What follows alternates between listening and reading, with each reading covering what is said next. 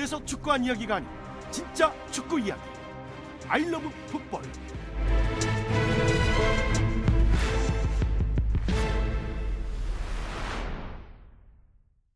자, 아이러브 풋볼 21화 1부입니다. 이상현, 박문성의 원투패스 역시 두 분의 해설위원과 함께합니다. 안녕하세요. 안녕하세요. 네, 안녕하세요. 네. 네.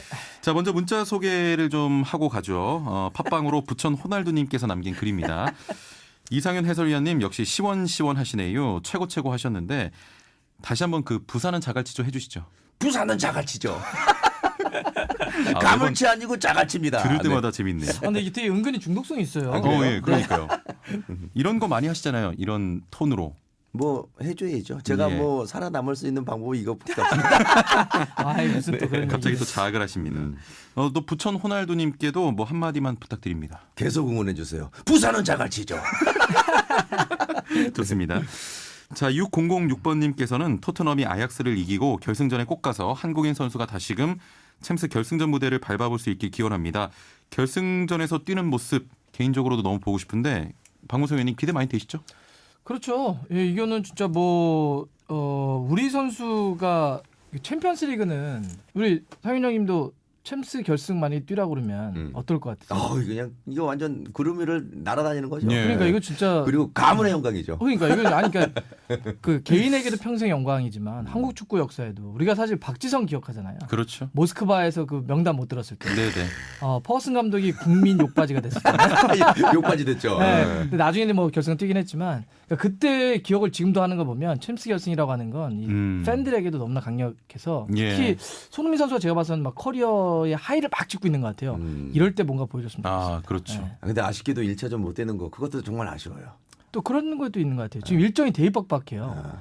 한 3일 간격으로 계속 경기를 하니까 그 경기 쉬고 2차전 때 하면 되죠. 그런 거 있잖아요. 예. 손흥민 선수가 1차전에 못 뛰어서 토트넘이 꼭 하죠. 어. 근데 2차전 가서 영웅 되는 거야. 그러면 또 그러면 그건 진짜 그럼 좀 완전 약간 소름 돋는다. 많이 예, 그런 예, 예. 거. 극장되는 거예요, 진짜. 네. 야. 위원님께서 은근히 네. 좀 잘 맞추시는 것 같아요.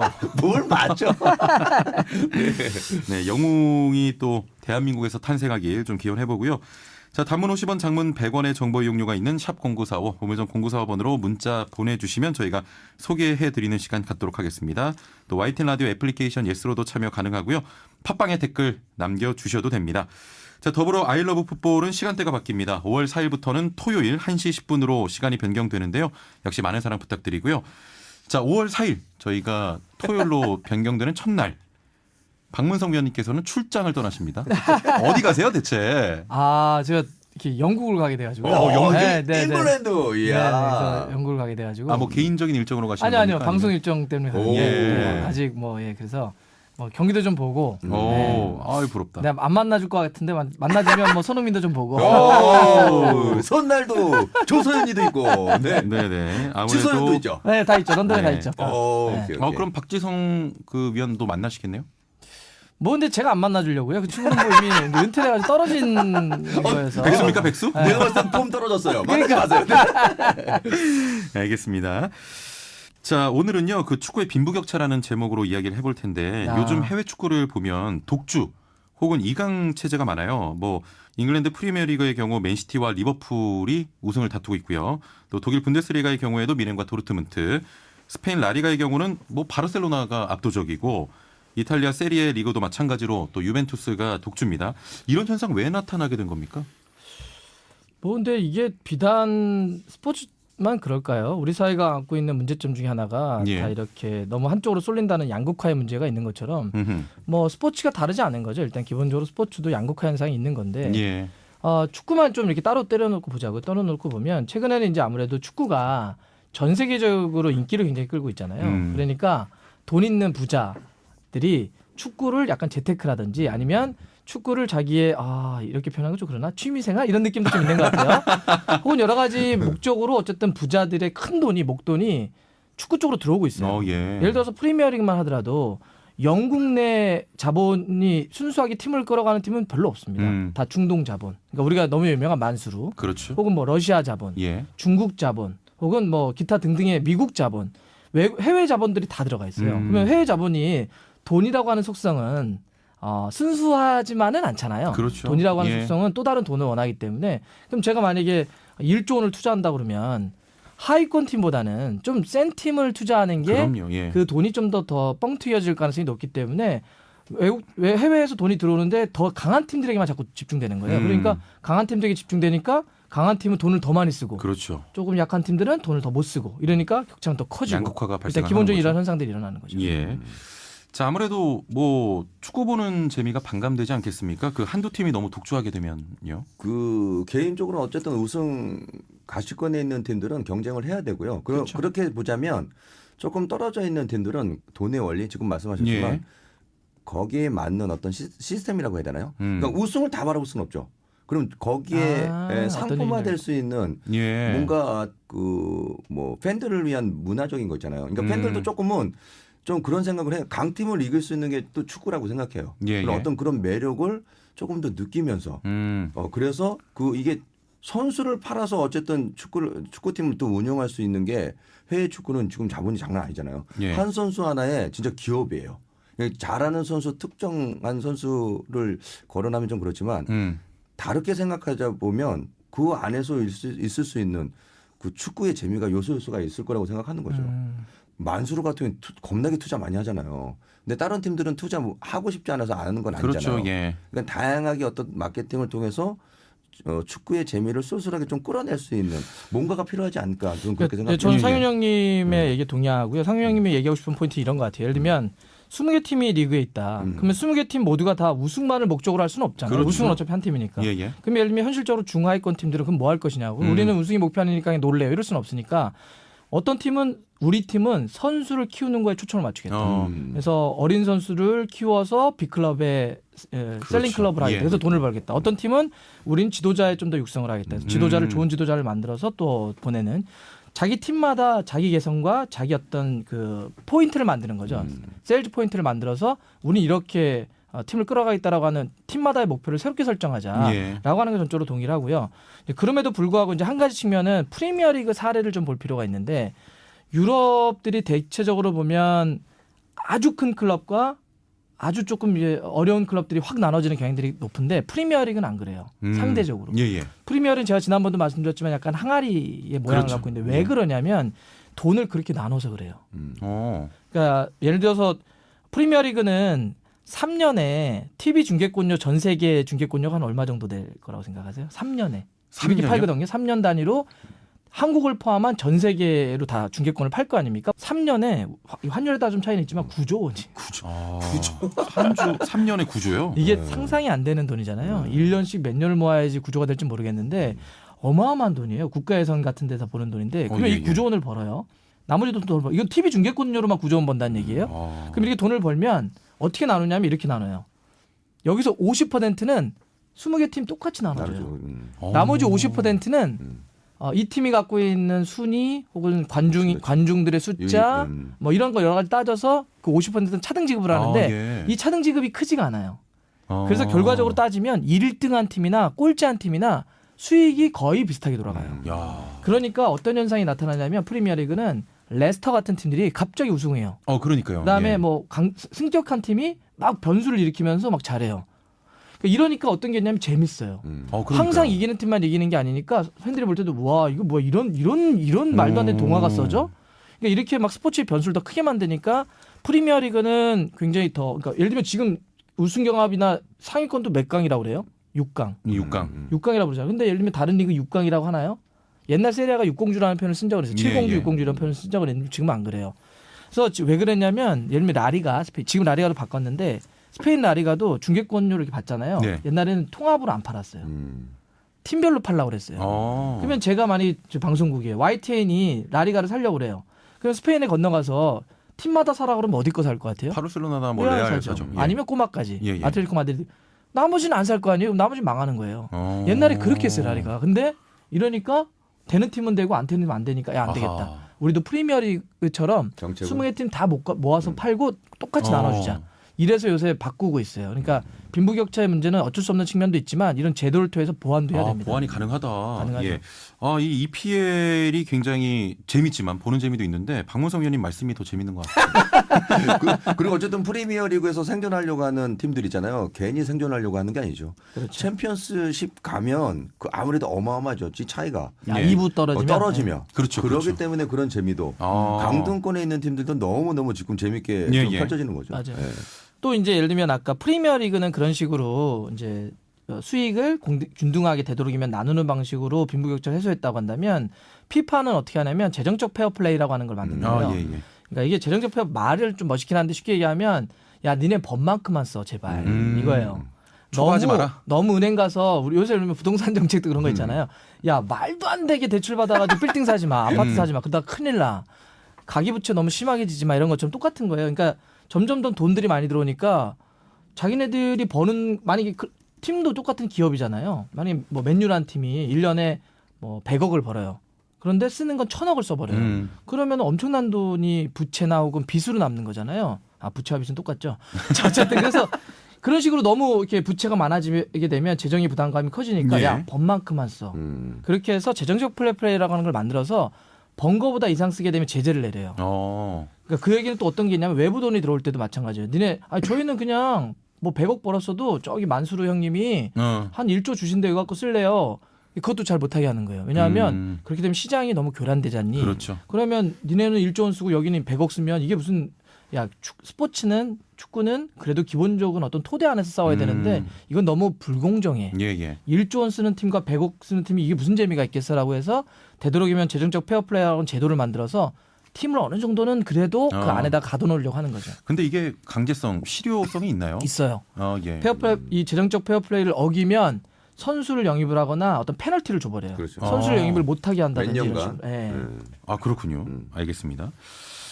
K리그 이야기를 좀 해볼 텐데 K리그도 뭐 전북 현대와 다른 팀 간의 빈부격차가 존재합니까? 일단 개인적으로 전북 현대 정말 투자 많이 하죠. 그리고 올 시즌은 또 울산현대가 뭐 투자한 만큼 지금 성과를 또 내고 있고. 네. 근데 다 우승할 수는 없어요. 예. 그리고 많이 다 투자하고 싶죠.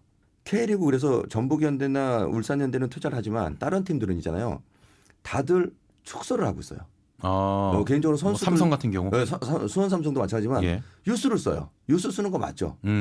정책상 분명히 투자도 하면서 유스를 주면 더 좋겠지만 유스를 키워서 이 팀을 이끌어 가라는 어떤 그런 것들이 메시지가 많아요. 그러니까 제가 개인적으로 지금 팀의 어떤 감독들, 뭐 에이전트들하고 얘기를 나눠봤지만 그런 부분에 되게 힘들어 하더라고요. 구단도 구단 나름대로의 어떤 문제점들을 해소하기 위해서 많이 노력하고는 있지만 또 팀도 마찬가지지만 감독 입장에서는 선수들이 이렇게 뭔가 이렇게 순환이 돼야 되잖아요. 예. 경기를 뛰지 못하는 선수, 그 팀에서 경기를 뛰지 못하는 선수를 좀 데려와서 좀 써먹어야 되는데 안 줘요. 그 선수가 만약에 그 팀에 가면 돈도 좀 유리하게 더 많이 여기 팀보다도 더 많이 받을 수 있는데 예.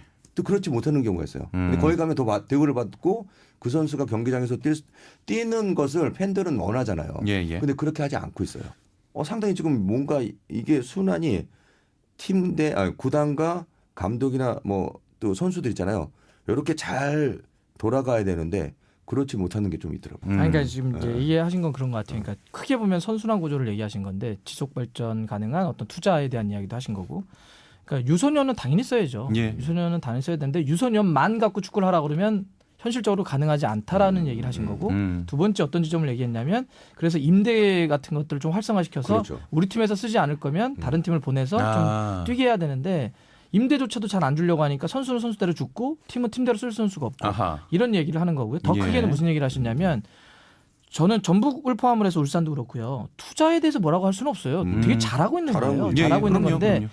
이렇게 이렇게 각성한 혹은 마음 먹은 의지가 있는 개별적인 투자로만 되면 안 된다는 거죠. 그러니까 전북이나 울산이 우리 한번 투자해보자라고 해서 자기 호주머니를 각출하는 방식이 아니라 리그가 좀 더 돈을 벌면 자연스럽게 투자자도 붙고 돈도 돌 텐데 지금은 K리그에 돈이 잘 안 도니까 각성한 한두 팀만 그냥 자기가 의지를 갖고 돈을 투자하는 개념으로 들어가는 거예요. 그러니까 다 어려워지는 거죠. 그래서 이게 이 문제를 풀려면 K리그가 사실은 전체적으로 어떻게 돈을 벌 것이냐 이거로 가야 돼요. 좀 더 근본적인 이야기를 해주시네요. 그 선례가 대구죠. 이거 그렇죠. 조광래 아주 사장이 좋은. 네. 야, 이게 축구의 문화가 지금도 되고 어쨌든 축구 전용구장 만들었죠. 네. 그리고 선수 구성원도 마찬가지지만 F에서 있을 때부터 유소년들을 정말 잘 키워서 그 선수들을 성장을 잘 시켰어요. 그래서 그 선수들을 솔직히 이렇게 얘기하면 팔았죠. 예. 그래서 수익을 좀 많이 창출을 했고 그리고 그 선수들이 해외 가서도 잘하고 있지만 팀의 그 존재 가치가요 되게 높아졌죠.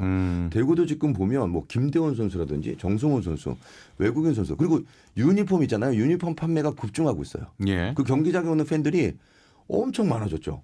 그러니까 전용 경기장을 만들어줌으로 해서 선수들이 가질 수 있는 어떤 시너지 효과, 그 도시에 대한 어떤 발전 여러 가지 기본적인 것들이 상승할 수가 있는데 예. 대구가 그런 좋은 예를 만들어준 것 같고 저는 그래서 되게 아주 뿌듯하죠. 예. 지금 방금 말씀하신 것은 그 개별적인 팀의 어떤 좋은 사례를 말씀해 주신 그렇죠, 거고 그렇죠. 예. 좀 더 근본적으로 들어가서는 K리그 전체적으로 뭐 프로축구 연맹이나 한번 좀 돈을 많이 벌 수 있는 그런 방법들을 좀 고민해봐야 된다. 뭐 이런 그렇죠, 말씀이신 그러니까 거죠. 지금 우리가 이제 K리그의 이 얘기를 하면 어떤 식으로 가냐면 경기력이나 이쪽으로만 자꾸 쏠려고 하는 게 있어요. 맞습니다. 예. 경기력 논쟁으로 가거나 경기력을 끌어올리는 게 대안이다라고 가버리면 우리는 유럽 축구 못 이겨요. 못 이깁니다. 경기력 갖고 이긴다고요? 예. 현실적으로 가능하지 않은 얘기예요. 유럽에서의 축구는 산업이기 때문에 그들을 먹여 살리는 거예요. 국가적으로 지원하고 국가적으로 투자합니다. 예. 그래서 경기력만 갖고 가면 유럽 축구를 넘어갈 수가 없어요. 그리고 사람들은 경기력만 갖고 스포츠를 보지는 않아요. 내가 어떤 팀과 어떤 선수를 좋아하면 가장 좋아하는 선수, 가장 잘하는 팀만 응원하나요? 그러면 항상 우승하는 팀, 세상에서 제일 잘하는 선수만 모든 팬들 다 확보할 거예요. 그런데 그렇죠. 그러지 예. 않죠. 예. 스포츠나 운동선수를 좋아하는 건 여러 가지 굉장히 다양해요. 다양한 지점에서 좋아합니다. 경기력뿐만 아니라 어떨 때는 외모일 수도 있고 네. 그들이 갖고 있는 팀의 어떤 분위기일 수도 있고 뭐 지역일 혹은 수도 있고. 내 지역일 수도 있고 이런 것들을 그러니까 이런 전체적을 논의를 해야 되는데 그래서 저는 K리그 이런 논의할 때는 결국 돈을 그래서 어떻게 벌 것인데라는 문제로 가야 돼요. 예, 예. 그래서 그러면 돈을 벌려고 하면 소비자들, 그러니까 팬은 소비자이기 때문에 소비자들이 그럼 이걸 어떻게 소비할 건데, 어떻게 하면 찾을 건데, 어떻게 하면 우리 시장에 와서 이걸 살 건데, 예. 이 고민을 해야 되고, 이거는 개별 단위의 문제들, 그러니까 점포를 갖고 있는 K리그 팀의 문제도 있겠지만, 이 전체 시장을 만들어내는 상위내, 즉 연맹이나 협회 차원에서 이 시장을 어떻게 키울 것이냐, 돈을 중심으로 해서 고민을 해줘야 돼요. 예. 네. 아, 두 분 오늘 정말 모처럼 만에 이렇게 뼈 있는 이야기 감사합니다. 근데 이 K리그가 있잖아요. 지금은 정말 이제 흥미진진하잖아요. 예, 예. 일단 대구는 저는 진짜 황인영님의 100%, 1000% 동의합니다. 진짜 너무 좋은 사례를 보여주고 이 있어서. 축구 정말 좋은 사례예요. 네네. 예. 자, 선수 몸값 이야기 다시 좀 해보겠습니다. 선수들의 몸값이 뭐 천정부지로 올라가고 있는데 레알이나 뭐 바르샤 같은 경우도 에이스급 선수를 영입하는 게 과거보다 좀 어렵지 않습니까? 근데 저는 이건 너무 인플레가 심하다고 보는데 선수 한 명을 하는데 물론 뭐 네이마르 좋은 선수죠. 이런 선수가 2천억이 넘는다라고 하면 아무리 유럽 축구 시장이 지금 돈을 많이 돈다고 그래도 그러니까 이적료라고 하는 것도 선수를 주는 돈도 아니에요. 구단과 구단이 보유권을 확보하기 그렇죠. 위해서 예. 그러니까 스카우트 비용이에요. 스카우트 연봉은 따라줘야 되고 이 선수에 대한 내가 영입권을 내가 가질게라고 하는 것만 갖고 2천억을 준다는 얘기인데 저는 인플레가 좀 너무 심하다. 예. 저는 아무리 잘해도 1000억 줘도 저는 괜찮다고 보는데 지금 뭐 1000억이라고 그러면 그 선수 별로나 보다 이렇게 얘기를 해요 사람들이. 한 그러니까요. 2천억은 줘야 네. 손흥민 선수 지금 시장가도 나오는 게 1,400억. 와. 아니 나 솔직히 이렇게 지금 얘기하는데 1000억이라는 돈 있잖아. 난 상상도 못 하겠어요. 그러니까 1년씩 1000년을 모아야 돼요 1000억이. 이게 이게- 1000억이 절대 작은 돈이 아니에요. 이게 그럼요. 이게 말이 안 되는 거죠. 몇백억도 있잖아. 저는 크다고 생각하는데 이게 예, 예. 무슨 1000억이고 2000억이고 이렇게 말이 이건 너무 큰 것 같아요. 그러니까 이제 물론 이게 마케팅적인 시각에서는 큰 돈이 오가는 게 좋아요. 시장 차원에서는. 그리고 유럽은 이미 그런 돈이 오가고 있고 TV 중계권료가 폭등했잖아요. 좀 아까 얘기했지만 이게 9조 원이에요. 9조. 9조 원이 들기 때문에 선수들 예를 들면 주급으로 일주일에 프리미어리그는 주급주잖아요. 예, 예. 일주일에 한 번씩 돈의 개념 이제 물론 월급으로 받지만 개념은 주급인데 주급이 많이 받는 선수 산체스 7억 받아요. 하루에 1억씩 받는 선수들이 있어요. 그러니까 이거는 지금 이제 그만큼 돈이 많이 돌기 때문에 그러긴 하는데 저는 나중에 언제 이게 잘못하면 터질 수도 있을 것 같아요. 너무 큰 돈이 도니까. 그 얘기를 해봐야겠습니다. 네. 시장 자체에 언젠가 위기가 오지 않겠습니까? 그러니까 저는 이게 예를 들면 이게 순수하게 수입만 가지고 지출을 쏟아붓는 거면 괜찮은데 지금 구조는 어떠냐면 유럽이 해외 자본들이 들어와 있어요. 예. 근데 돈의 속성을 아까 제가 좀 말씀드렸지만 돈은 벌 수 있을 것 같다 그러면 돈은 유지되지만 여기 벌 수 없을 것 같으면 언제든지 빠질 수 있어요. 해외 예, 예. 자본은. 그러면 그 자본이 있다가 야 여기 돈 안 될 것 같아 그래서 뭐 중국 자본이나 중동 자본, 러시아 자본, 미국 자본은 빠지면 그러면 이거 감당 어떻게 할 거예요? 내가 그럼 벌었던 돈이 예를 들어서 한 100억씩 벌었는데 한 1000억을 투자했던 자가 빠져버려요. 그러면 선수 인건비 어떻게 줄 겁니까? 그때부터 문제가 생기겠죠. 그래서 재정적 페어플레이를 만든 거예요. 예. 한 번에 폭탄 터지면 안 된다라고 해서 이걸 만들어서 서서히 그 수지 지출을 맞추자고 하는 개념이 나오는 거죠. 그 개인적으로 우리 손흥민 선수 있잖아요. 예. 최고치 때리고 거기서부터 이제 좀 뭘 때려요, 때리기는. 최고로 이정료 때리고 그리고는 있잖아. 거기서 이제 이게 좀 뭐랄까 적당하게 어느 선에서 마무리 줬으면 좋겠어요. 알겠습니다. 아니 무슨 이게 장난하는 거냐고. 그러니까 손흥민까지만 하고. 손흥민까지만 하고. 네. 알겠습니다. 어마어마한 돈이죠. 손흥민 선수 1,400억. 자, 마지막으로 질문 하나 드리면서 마치겠습니다.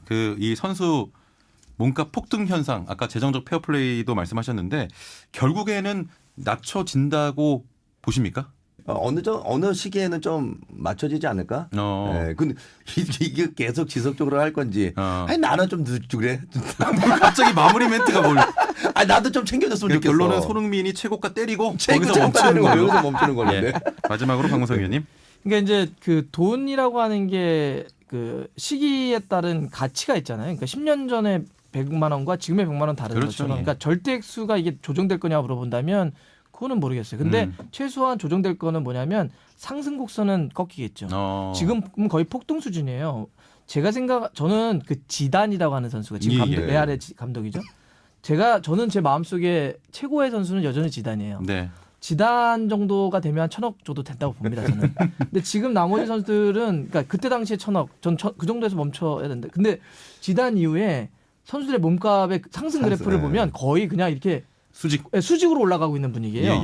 지금 거의 2배로 넘어간 거 아니에요. 그러니까 이 상승 곡선 전 꺾일 거라고 봐요. 이렇게 올라가면 진짜 앞으로 그러면 10년 뒤면 4,000억이 돼야 된다는 얘기인데 이게 말이 되나요? 4,000억. 네.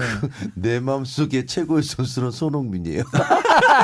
자, 그럼 마무리할게요. 네. 손흥민이 4,000억 딱 4,000억 찍고 거기서 꺾이는 걸로. 네. 예. 자, 벌써 또 마칠 시간이 됐습니다. 박문성 위원님 출장 잘 다녀오시고. 예, 잘 갔다 오겠습니다. 자, 이상현 박문성 해설위원과 함께했습니다. 말씀 감사합니다. 네, 고맙습니다. 수고했습니다. 네, 저는 2부로 돌아옵니다. 축구 전문 프로그램 아이러브 풋볼은 팟빵과 팟캐스트, 유튜브로 다시 만나실 수 있습니다. YTN 라디오 홈페이지에 들어오셔서 아이러브 풋볼방이나 샵 0945 문자로 방송 소감과 궁금하신 점을 남겨주시기 바랍니다.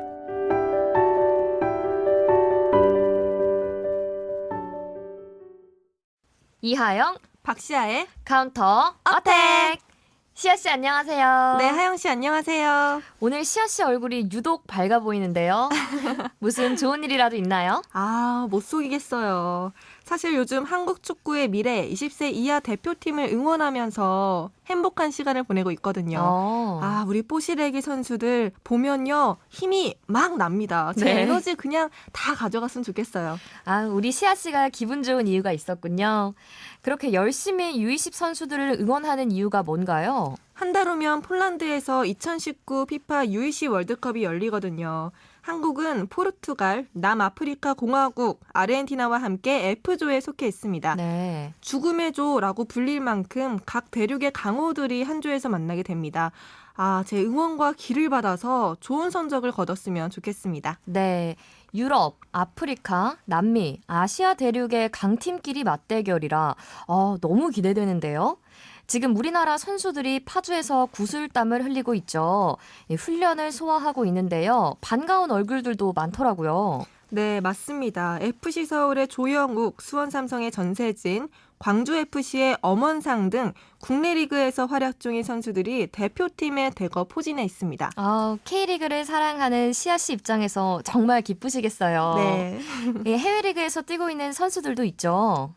네, 지난 3월 A 대표팀에도 소집되었던 이강인 선수가 다시 한번 가슴에 태극마크를 달았고요. 네. 미넨 소속 정우영 선수와 FC 리퍼링의 김정민 선수 등은 소속팀 일정으로 인해 차출 시기를 논의 중에 있습니다. 한국인 어머니와 독일인 아버지 사이에서 태어난 최민수 선수도 U20 대표팀에 승선했습니다. 이 케빈 하르 선수 맞죠? 맞아요. 네, 한국 이름은 최민수 선수인데요. 이 손흥민 선수의 친정팀인 독일 클럽 함부르크가 공들여 키우고 있는 골키퍼 유망주로도 잘 알려져 있잖아요. 이 세계적인 골키퍼를 배출해내고 있는 독일에서 성장한 대한민국 수문장이라 기대되네요. 네, 맞습니다. 최민수 선수는 영광스럽다. 어머니의 나라에서 대표로 뛰게 돼 너무 좋다고 밝히기도 했습니다. 너무 든든합니다. 근데 지금 해외 리그는 시즌 말이기 때문에 구단이 선수 차출에 흔쾌히 응하기는 어려운 상황이잖아요. 또 U20 월드컵 자체가 차출 요구에 응할 의무는 없는 대회이기도 하고요. 그래서 정정용 감독이 직접 스페인, 독일 등을 방문해서 각 구단과 협의를 했고 당초 우려와는 달리 발렌시아가 이강인 선수를 일찍 보내줬다고 하네요. 그런 비하인드 스토리가 있었네요. 네. 그런데 최근 이강인 선수가 발렌시아로 다시 복귀할 수도 있다라는 소식이 들리던데요. 네, 맞습니다. 이 발렌시아에서 이강인 선수와 포지션이 겹치는 체리셰프 선수가 무릎 부상으로 팀 전력에서 이탈하면서 한국 대표팀에 차출된 이강인을 다시 팀으로 부를 수도 있다고 합니다. 이 발렌시아 감독도 아직은 아니지만 필요하다면 이강인을 부를 것이라고 밝혔는데요. 현재 발렌시아는 유로파리그 4강과 코파델레이 결승전 등 중요한 경기들을 앞둔 상황입니다. 그렇군요. 대표팀을 응원하는 입장에서는 이강인 선수가 U20 월드컵까지 쭉 함께하면서 국제대회에서도 좋은 활약을 보여줬으면 좋겠는데요. 발렌시아 입장도 이해가 되네요. 네, 맞습니다. 네, 아무튼 우리 U20 선수들 대회 준비 잘해서 좋은 결과 있길 바랍니다. 파이팅입니다. 네, 파이팅이고요. 다음 소식은 K리그 소식이죠. 포항 감독이 교체됐다고요? 네, 맞습니다. 포항 스틸러스는 K리그 시즌 개막 이후 부진에 부진을 거듭하며 8라운드 현재 2승 1무 5패로 10위, FA컵 32강전 3년 연속 탈락이라는 참담한 성적표를 받았습니다. 심각성을 느낀 포항은 최선호 감독과 상호 합의 후 감독 교체를 단행했는데요. 김기동 수석 코치를 신임 감독으로 선임한 겁니다. 그렇군요. 이 김기동 감독은 포항의 레전드 아닙니까? K리그 좀 잘 아시는데요? 네, 저 캐자랄이에요. 네, 캐자랄 님께서 말씀해 주신 것처럼 김기동 감독은 포항에서 선수 시절 주장으로 활약하며 전성기를 이끌기도 했고요. 이 포항 스틸러스의 축구 철학과 정체성을 몸으로 익혀온 인물이고 또 코치 생활을 다년간 해오며 선수단의 장단점도 잘 파악하고 있습니다. 이에 포항 팬들은 김기동 감독이 포항의 전통과 명성을 되찾고 성적까지 이끌어내주기를 기대하고 있습니다. 과연 포항이 분위기 반전에 성공할 수 있을지 기대해보겠습니다. 이번엔 해외 축구 소식인데요. 아마 시아 씨가 좋아하실 것 같아요. 뭔가요? 기대되는데요. 네, 세계적인 축구 슈퍼스타죠. 호날두가 또 하나의 진기록을 세웠습니다. 호날두 선수가 이번 시즌 이적한 유벤투스의 세리에 A 우승을 이끌며 또 하나의 트로피를 자신의 커리어에 추가한 건데요. 이로써 호날두는 잉글랜드 프리미어리그, 스페인 라리가, 이탈리아 세리에 A, 유럽 3대 리그 우승을 모두 경험한 첫 번째 선수가 됐습니다. 정말 대단하네요. 네, 컨그레츄레이션입니다. 축하드립니다. 호날두 선수. 네, 하영 씨. 근데 오늘도 소니를 안 부르며 섭하죠? 네. 마지막 소식은 손흥민 선수 관련 소식이라고요? 네, 맞습니다. 최근 토트넘에서 대단한 활약을 보이고 있는 손흥민 선수가 다시 한번 독일 명문 클럽 바이에른 뮌헨 이적설에 휩싸인 건데요. 뮌헨의 핵심 선수인 로번과 리베리가 노쇠했고 이들을 대체할 자원으로 5년간 독일에서 뛴 경험이 있는 손흥민 선수가 떠오르고 있는 겁니다. 유럽 명문 클럽을 얘기할 때 흔히들 레바민이라고 하잖아요. 네. 그 팀 중 한 곳에서 손흥민 선수가 뛴다면 정말 좋을 것 같은데요. 가능성은 얼마나 되나요? 사실 요즘 손흥민 선수가 리그뿐만 아니라 챔피언스 리그에서도 연이어 골을 터뜨리는 등 활약을 보이고 있잖아요. 토트넘엔 없어서는 안 될 중요한 자원인데요. 그래서 현재 손흥민의 몸값은 최소 6,500만 유로, 약 한화로 840억 원이 책정되고 있습니다. 뮌헨에 있는 분데스리가는 잉글랜드만큼 큰 돈을 쓰지 않는 리그이기 때문에 이 몸값이 비싼 손흥민의 뮌헨행 가능성은 객관적으로 높다고 말하긴 어려운 상황인 거죠. 네, 우리 손흥민 선수 빅클럽과 이적설이 제기되는 것만으로도 참 신기하고 자랑스럽습니다. 네. 저는 손흥민 선수 어느 팀에 가든 어느 팀에 있든 항상 응원하겠습니다. 네, 파이팅입니다. 오늘 벌써 마칠 시간이 됐습니다. 저희는 여기서 물러가야겠네요. 이하영, 박시아의 카운터 어택! 저희는 다음 주에 다시 찾아뵙겠습니다. 감사합니다.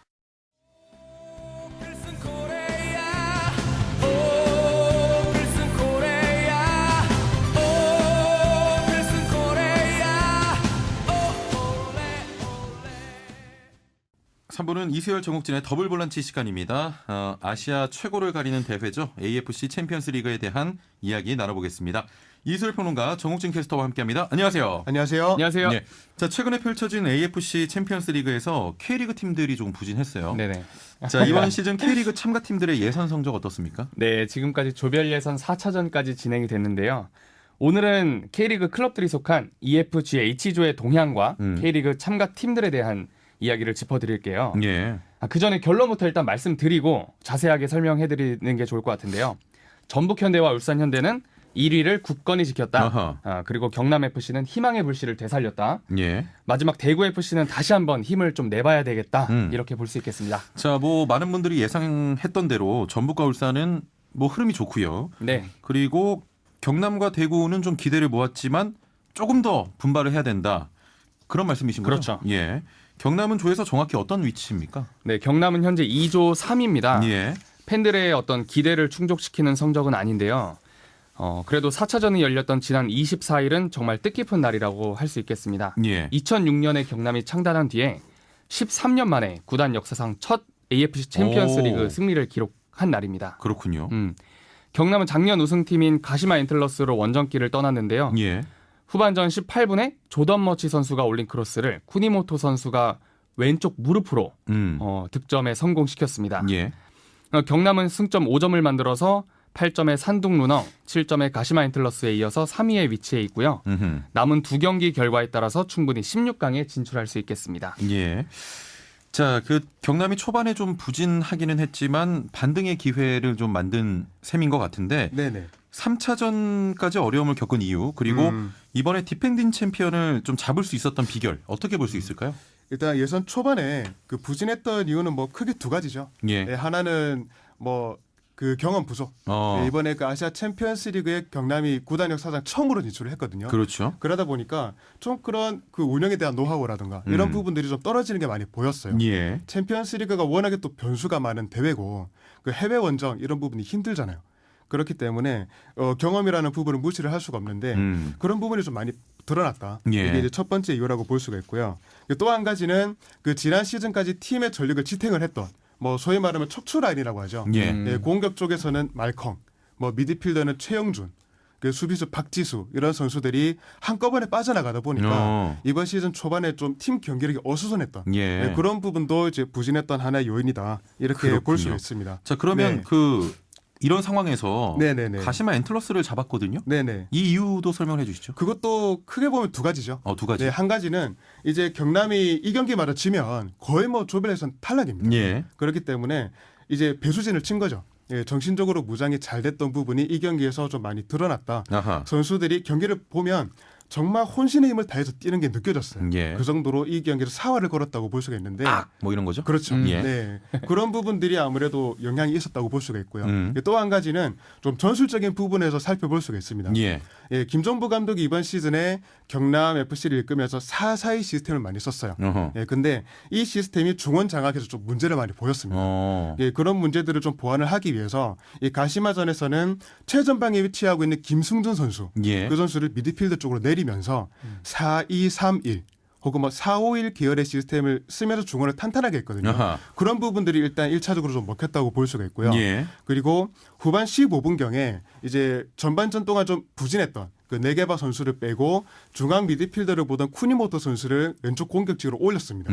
그거에 그대로 통하면서 그 전술 자체가 통하면서 결승골이 만들어졌어요. 쿠니모토가 왼쪽 공격직으로 올라가면서 선제골이 터졌거든요. 그러니까 김종부 감독의 용병술도 기가 막히게 먹혔다. 그러니까 전체적으로 좀 종합을 해보면 일단 선수들의 정신적인 그런 무장이 잘 돼 있었고 예. 그리고 김종부 감독의 전술 운영이라든가 그 용병술이 잘 먹혔던 예. 그런 부분들이 이제 가시면을 꺾고 씻었던 원동력이 됐다라고 보고 있습니다. 야, 정리가 굉장히 귀에 잘 들어옵니다. 깔끔합니다. 예, 감사합니다. 네. 네. 자, 대구 이야기를 해보죠. 대구는 2연승 이후에 2연패입니다. 그렇죠. 예. 초반에 기세가 좋았던 대구인데요. 예. 3, 4차전에서 산프레체 히로시마에게 모두 패배하면서 적신호가 조금 들어왔습니다. 특히 지난 23일엔 1대0으로 아쉽게 패배했습니다.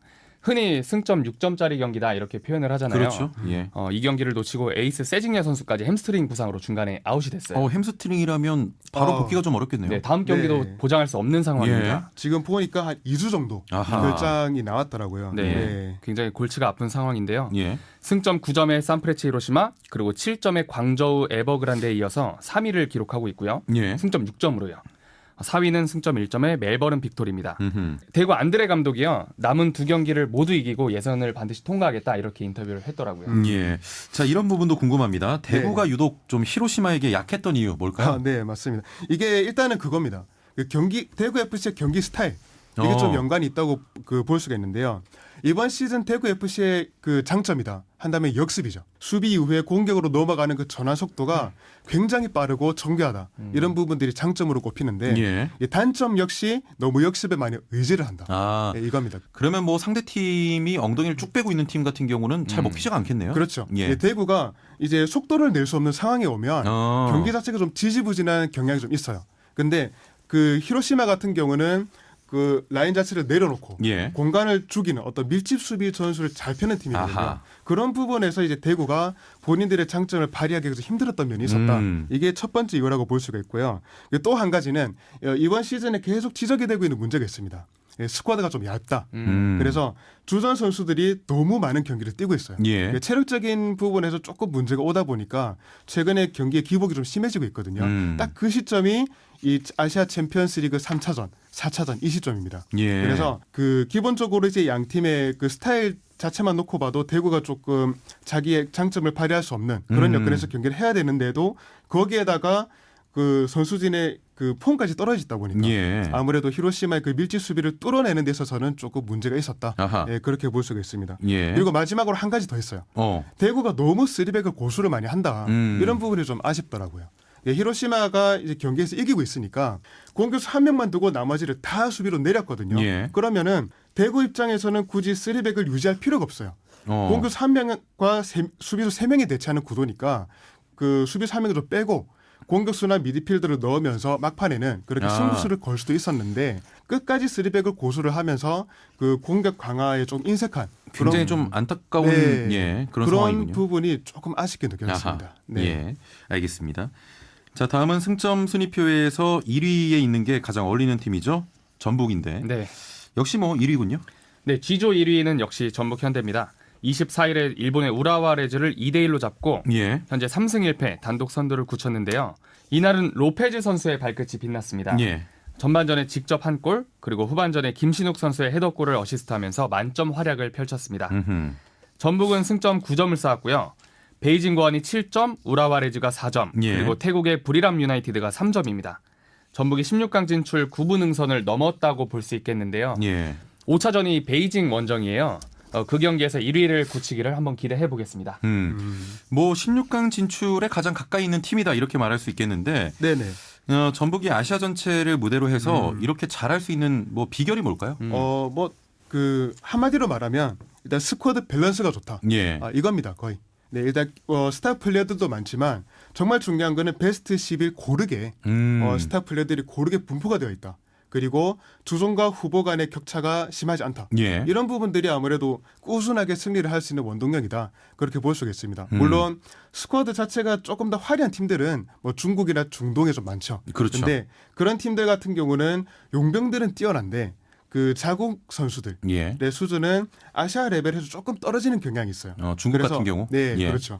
그러다 보니까 이 팀들은 스쿼드 밸런스가 좋다고는 볼 수가 없습니다. 반면에 전북 현대 같은 경우는 전 포지션에 걸쳐서 우리나라 국가대표급 선수들이 포진해 있고 서브 멤버들도 막강하다. 이런 부분들이 장기전에서는 굉장히 유리한 그런 부분이 좀 많이 작용하고 있지 않나 그렇게 보고 있죠. 아니 궁금한 게 전북이 초반에 많이 흔들렸잖아요. 감독 교체 이후에. 맞습니다. 이렇게 좀 잘하게 되는 뭐 요인이랄까요? 이유가 있다면 어떤 게 있을까요? 어떻게 보면 아직까지는 좀 과도기에 있어요. 그렇군요. 아직 그 완성도가 깊어지지는 않았지만 그래도 초반에 그 흔들림 많이 흔들렸는데 그런 부분들을 조금씩 잡아가고 있는 것 같아요. 아무래도 지난 시즌까지 그 팀을 이끌었던 최강희 감독 같은 경우는 이선을 좀 공격화해가지고 앞쪽에서부터 좀 공격적으로 나가는 그런 경기 운영 스타일을 많이 구사를 했거든요. 근데 이번에 그 부임을 한 모라이스 감독 같은 경우는 조금 더 수비의 밸런스를 두고 그리고 후방에서 청결하게 빌드업을 만들어 나가는 그런 축구를 구사를 합니다. 아무래도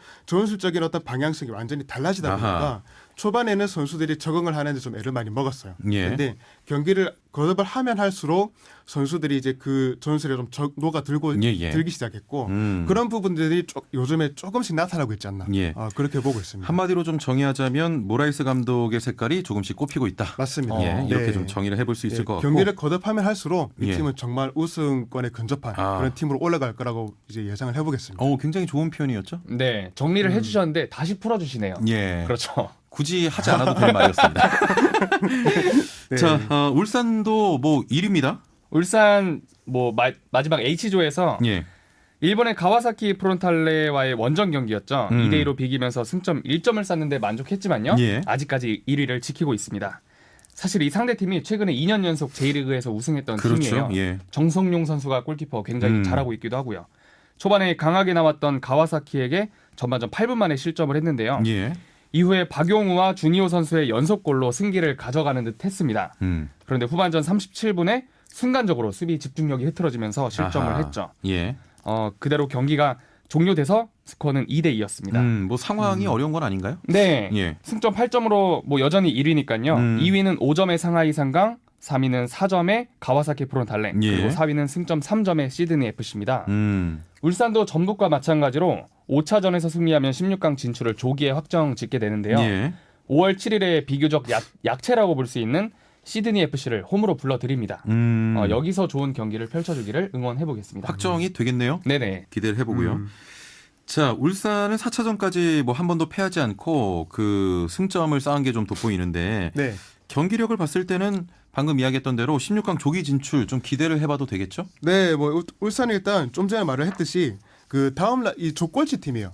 시드니가. 그래서 홈으로 불러들여서 경기를 하기 때문에 그 울산의 이 경기에 전력을 다해서 아마 그 조기에 16강 확정을 지으려고 생각을 할 겁니다. 근데 좀 문제가 있어요. 이 팀이 최근에 FA컵, 뭐 리그, 아시아 챔피언스리그 통틀어 가지고 3경기 연속으로 승리가 없어요. 그만큼 지금 페이스가 좀 떨어져 있다는 거거든요. 수비에서의 집중력도 좀 부족하고 공격에서는 선수들이 자신감이 좀 떨어진 것 같아요. 그래서 과감함이 좀 부족한데 사실 그 시드니하고의 경기가 5월 7일쯤으로 예정이 되어 있습니다.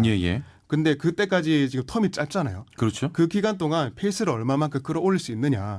이게 그 조기 확정이 되느냐 안 되느냐 이거 좀 판가름할 것 같아요. 자, 뭐 다소 떨어져 있는 페이스를 어떻게 끌어올릴 것이냐. 그게 이 경기의 뭐 주요 포인트가 되겠네요. 맞습니다. 알겠습니다. 명쾌한 설명 감사드리고요. 자, 4개 조 그리고 K리그를 대표하는 4팀에 대해 살펴봤는데요. 남은 2경기도 준비를 좀 잘해서 경남, 뭐 대구죠? 전북, 울산 모두 16강에 진출했으면 하는 바람입니다. 반드시 해야죠. 반드시 해야 됩니다. 두 분과 인사 나눠야겠습니다. 오늘 말씀 감사합니다. 고맙습니다. 감사합니다. 네, 이수열 평론가 정욱진 캐스터였습니다. 자, 저도 이만 물러가야겠네요. 다음 주부터는 토요일 오후 1시에 저희가 찾아뵙겠습니다. 제작 진행의 아나운서 최영진이었습니다. 고맙습니다.